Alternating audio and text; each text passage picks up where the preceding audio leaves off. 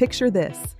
You are sitting at a rooftop bar in Rio de Janeiro, sipping a caipirinha, watching the sunset melt into Guanabara Bay, and a gorgeous Brazilian woman leans over to you and says, completely unprompted, "I would love to meet a man from another country."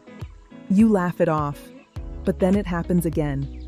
At the beach in Florianópolis, at a cafe in São Paulo, at a samba club in Salvador, and slowly you realize this is not a coincidence. This is a pattern, and today I am going to tell you exactly why it exists, what it means, and what it says about Brazilian women, Brazilian men, and Brazilian culture at large.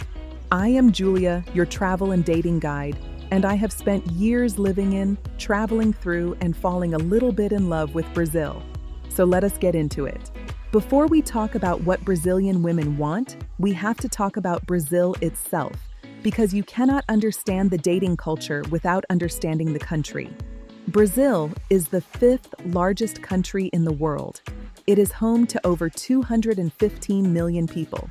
It is a country of jaw-dropping beauty, relentless energy, and deep, complicated contradictions. The same country that gave the world the most joyful carnival on Earth also carries some of the highest rates of domestic violence in Latin America. The same culture that celebrates sensuality and femininity in its music, its dance, its art, also places enormous, sometimes suffocating expectations on women. Brazil is a deeply patriarchal society. That is not an insult. That is just history. It is rooted in a colonial past, in Catholic traditions, in a social structure that for generations told women their highest calling was to be a wife and a mother, and told men that dominance, infidelity, and machismo were not just acceptable, but expected. This is what is known in Brazil as machismo, and it runs deep. It is in the telenovelas, it is in the music, it is in the way certain men talk to women on the street, in bars, in relationships. And it is one of the central reasons why so many Brazilian women, educated, ambitious, beautiful, emotionally intelligent women, look beyond their borders when they think about love. Now here is where it gets really interesting. Brazil has one of the highest rates of femicide in the world. According to data tracked before my knowledge cutoff, Brazil records tens of thousands of cases of domestic violence against women every single year. These are not just statistics. They are the lived reality of women across every social class, every region, every background.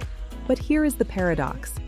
Brazilian women are also, by nearly every measure, more educated than Brazilian men. More women graduate from university in Brazil than men. More women hold professional degrees. More women are entering the workforce, starting businesses, building careers. And yet, in the dating and marriage market, they often encounter men who have not kept pace, emotionally, professionally, or in terms of how they view women. There is a term Brazilian women use quietly among themselves and sometimes quite loudly online, homem brasileiro não presta. It roughly translates to Brazilian men are no good. Now, of course, that is a generalization, and we are going to be nuanced about this because there are millions of wonderful Brazilian men. But the phrase exists for a reason. It comes from real experience, from the woman who found out her husband had a second family, from the woman whose boyfriend controlled her finances, from the woman who was told she was too much, too ambitious, too independent, too vocal. And so when foreign men enter the picture, men who are perceived as more emotionally expressive, more faithful, more willing to treat a woman as an equal, Brazilian women notice. They pay attention, and they dream. Let me be clear about something. When Brazilian women say they are attracted to foreign men, they are not saying they hate Brazilian men. They are not saying foreign men are perfect. What they are saying, and what I have heard in conversations over countless hours across this country, is that they are attracted to what certain foreign men represent. They are attracted to consistency, to a man who says he will call and actually calls, to emotional availability, a man who can talk about his feelings without treating it like a weakness, to the idea of a partnership where both people are equally valued, to respect, simple, uncomplicated respect. European men, particularly from countries like France, Italy, Portugal, and Germany, carry a certain mystique.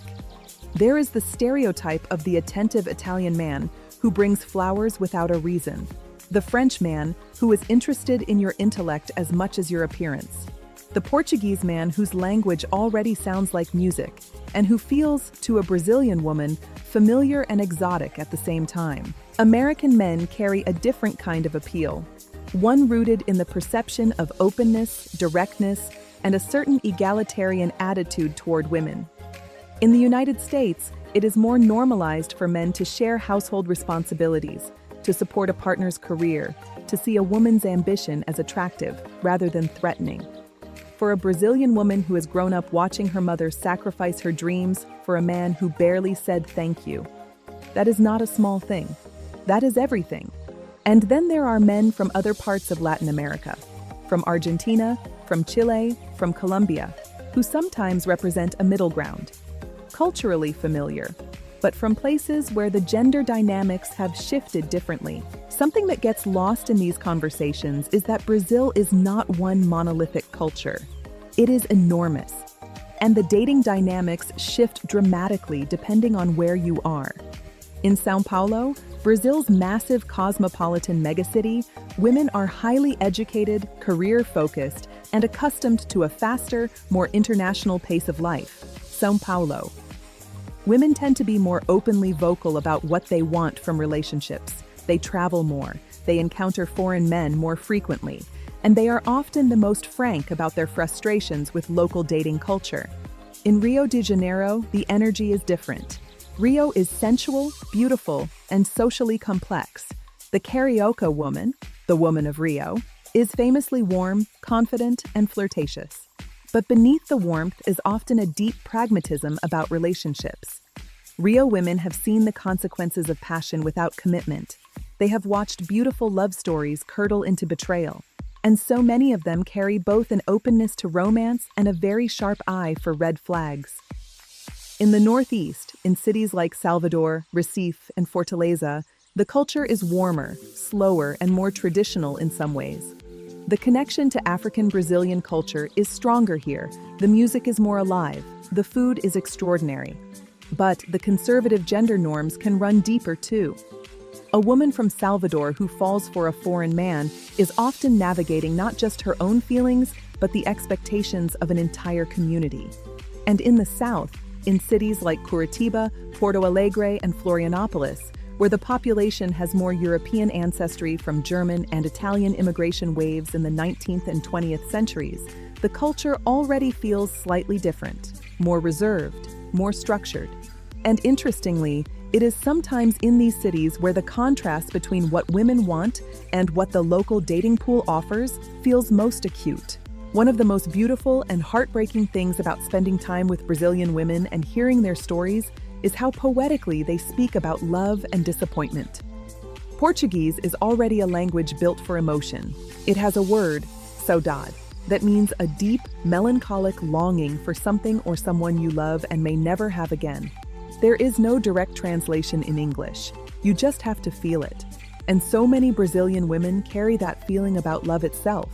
They long for a version of partnership that they have glimpsed in foreign films, in conversations with women who married men from other countries, in the stories of friends who met someone while traveling. They are not naive. They know that foreign men are not perfect. They know that Italian men can be controlling in their own way, that American men can be emotionally unavailable in their own way, that every culture has its own dysfunction. But longing is not about logic. Saudade is not rational. It is a pull towards something you believe exists somewhere, for you, even if you have not found it yet. I interviewed a woman in Salvador, I will call her Mariana, who had been in 2 long-term relationships with Brazilian men, both of which ended because of infidelity. She was 34, a lawyer, strikingly intelligent. She said to me, "I do not hate Brazilian men, but I am tired. I want to be surprised by something different. I want to meet someone who sees me as a discovery, not a conquest." That word, discovery, stayed with me. It captures something real.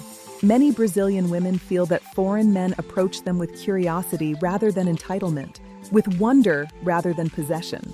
And whether or not that perception is always accurate, it is deeply compelling. We cannot talk about this topic in 2024 and 2025 without talking about how the internet has changed everything.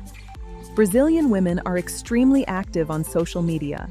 Instagram, TikTok, YouTube, they are consuming international content constantly. They are watching American relationship advice channels. They are following European influencers. They are part of global conversations about feminism, healthy relationships, red flags, green flags, attachment styles. This digital exposure has done something remarkable. It has given Brazilian women a vocabulary and a framework for what they want that their mother's generation simply did not have. A 25-year-old woman in Belo Horizonte today can watch a video about emotional availability, recognize patterns from her own relationship in what she hears, and decide, I deserve better than this. That is genuinely new. That is a generational shift happening in real time. And dating apps have added another layer. Tinder, Bumble, Hinge, all popular in Brazil. And on these apps, women can actively seek out foreign men, or encounter them organically when travelers and expats show up in their city. International relationships that once required an enormous amount of circumstance to begin can now start with a simple swipe. Now, and this is important, we need to acknowledge the other side of this story. The fantasy of the foreign man is not always met with a beautiful reality. There are foreign men who come to Brazil more willing, more easily impressed. There is a real and troubling phenomenon of sex tourism in certain parts of Brazil, and Brazilian women are very aware of it. They have had to develop the ability to distinguish between a foreign man who is genuinely interested in them as a person and one who sees them as an exotic experience to collect. There is also the issue of fetishization, the reduction of Brazilian women, particularly Afro-Brazilian women, to a stereotype of hypersexuality. This is something Brazilian women push back on fiercely and rightfully. Being desired is wonderful. Being reduced to a fantasy is dehumanizing. And the most self-aware Brazilian women I have spoken to carry both the openness to international connection and a very healthy skepticism about the intentions behind it. So the dream of the foreign man is real, but it is not a blind dream. It is a dream born of experience, of self-awareness, of a genuine desire for something better, filtered through the very sharp lens of a woman who has seen enough to know the difference. If you are a foreign man watching this, here is what I want you to take away. Brazilian women are not looking for a savior. They are not looking for someone to rescue them from their country or their culture. They are not a prize to be won through a tourist visit and a few compliments in broken Portuguese. What they are looking for is exactly what every human being is looking for: to be seen, to be respected, to be loved by someone who shows up consistently and treats them as a full, complex, equal human being. If you come to Brazil with humility, genuine curiosity about the culture, and the willingness to learn at least some Portuguese, you will be received with extraordinary warmth. Brazilians are among the most generous, hospitable people on earth. The food alone will make you want to stay forever. The music will rewire your nervous system, and the connections you make, romantic or otherwise, can be life-changing. But come correctly. Come with respect. Come understanding that the woman sitting across from you at that cafe in Rio has a whole life, a whole story, a whole set of dreams that have nothing to do with you, and everything to do with her. Your job is to be worth her time. So why does every woman in Brazil dream about foreign men? Because she is dreaming about something she deserves, a love that is consistent, respectful, and real. She is not dreaming about a passport or a different flag. She is dreaming about a version of partnership that she has been told to want, but not always been given. And in the imagination of what a foreign man might offer, she has placed that dream. Whether the dream becomes reality depends on the people involved, on their honesty, their effort, their willingness to meet each other across the beautiful, complicated distance of culture and language and expectation. Brazil is one of the most extraordinary places on earth, and its women are among the most remarkable I have ever met. They carry joy and saudade in equal measure. They love fiercely and grieve deeply and get back up every single time. I am Julia. If this resonated with you, share it with someone who needs to hear it. And if you have been to Brazil or fallen in love with a Brazilian woman, or are a Brazilian woman watching this, tell me your story in the comments. I read every single one. See you in the next one.